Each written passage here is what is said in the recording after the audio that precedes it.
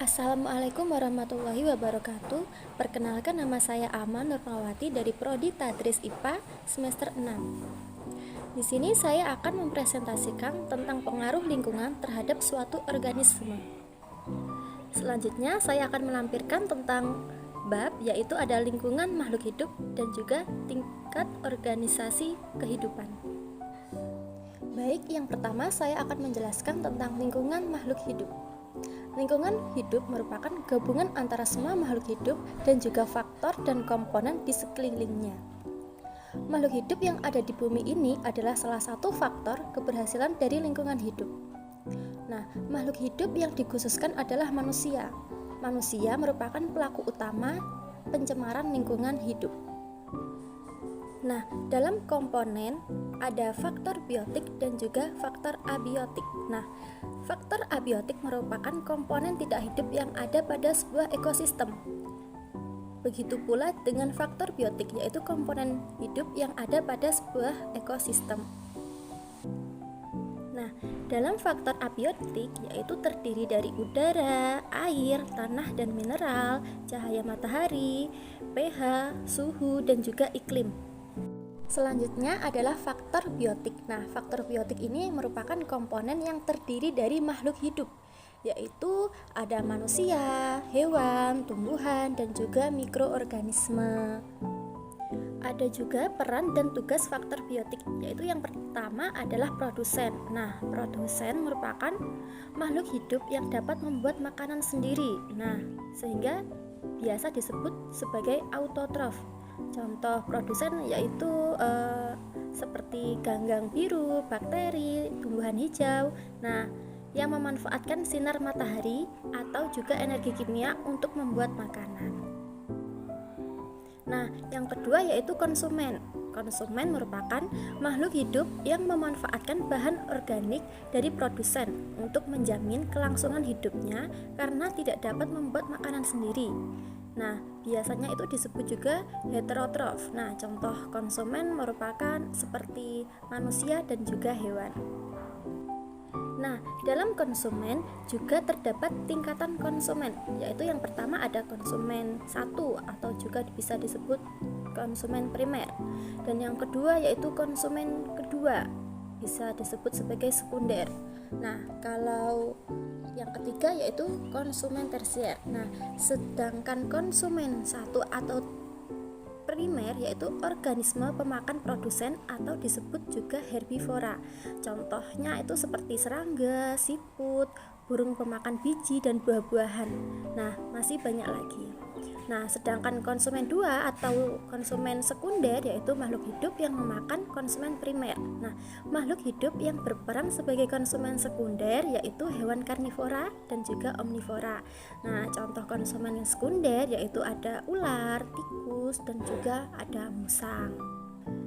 Yang ketiga yaitu konsumen tersier. Nah, ini bisa disebut juga sebagai konsumen puncak. Nah, konsumen tersier ini tidak dapat lagi dimangsa hewan lagi.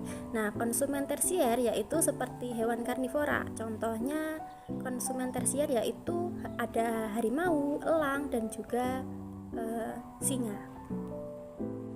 Konsumen juga dapat dibagi menjadi 3 jenis, maka dari itu ada herbivora, karnivora dan juga omnivora. Nah, kalau herbivora yaitu organisme pemakan tumbuhan, contohnya itu seperti kerbau, kambing dan juga belalang. Kalau karnivora yaitu organisme pemakan daging, contohnya seperti anjing, elang dan juga harimau. Nah, kalau omnivora yaitu organisme pemakan segalanya, yaitu pemakan daging dan juga pemakan tumbuhan. Contohnya itu seperti tikus, ayam, ada luwak juga. Nah, yang ketiga yaitu ada peran dan tugas faktor biotik. Yang ketiga ada pengurai atau dekomposer. Nah, pengurai merupakan makhluk hidup yang menguraikan kembali zat-zat yang semula terdapat dalam tubuh hewan dan tumbuhan yang telah mati. Nah, dari proses penguraian dan dari yang dihasilkan zat-zat hara yang dimanfaatkan kembali oleh produsen. Nah, contohnya itu seperti bakteri dan juga jamur atau cacing tanah. Bab kedua yaitu tingkatan organisasi kehidupan. Di dalam konsep ekologi terdapat tingkatan organisasi kehidupan dimulai ekosistem, bioma, dan juga biosfer. Nah, tingkat yang pertama yaitu tadi ada individu, yaitu makhluk tunggal. Nah, contohnya seperti seorang manusia, seekor ikan, seekor ayam, dan juga sebuah pohon mangga. Nah, kalau populasi yaitu populasi terbentuk dari spesies atau individu sejenis yang hidup di suatu habitat pada waktu tertentu. Misalnya sekumpulan padi di sawah, sekumpulan pohon kelapa. Nah, dalam faktor-faktor yang mempengaruhi populasi yaitu yang pertama ada natalitas atau kelahiran, yaitu bertambah banyak. Nah, yang kedua ada imigrasi atau datang dari tempat lain, yaitu menambah atau bertambah. Terus yang ketiga ada mortalitas atau kematian, yaitu semakin berkurang. Dan yang keempat ada emigrasi atau pindah ke tempat yang lain, berarti berkurang.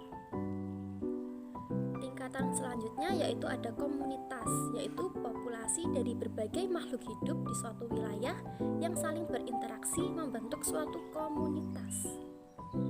Nah, di dalam komunitas terdapat ekosistem, yaitu ada ekosistem buatan dan juga ekosistem alami.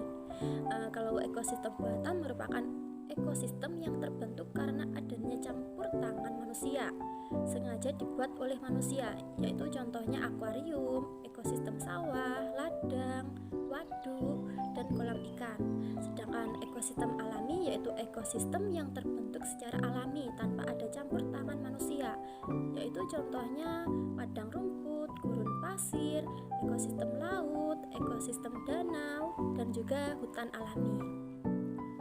Selanjutnya adalah tingkatan bioma, yaitu ekosistem yang terbentuk karena perbedaan letak geografis dan juga astronomis. Nah, dalam bioma juga terdapat bioma hutan hujan tropis, bioma taiga, bioma padang rumput, bioma sabana, bioma gurun, dan juga bioma tundra.